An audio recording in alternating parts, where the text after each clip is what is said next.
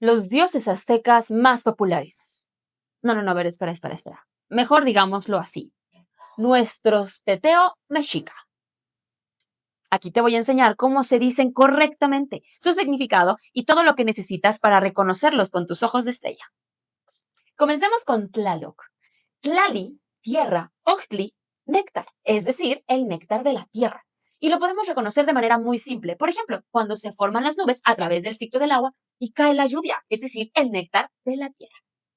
Y ahora vamos con Chalchiutlicue, que significa chalchi, jade o brilloso, tli, la partícula que pertenece a algo, y cue, faldas, es decir, las faldas que brillan. Y podríamos interpretarlo de esta manera. Por ejemplo, cuando el agua es iluminada por la luz, parece que brilla como si tuviera jade. Y se representa en los ríos, los lagos, el agua estancada en general, hasta los mares y océanos. Huitzilopochtli.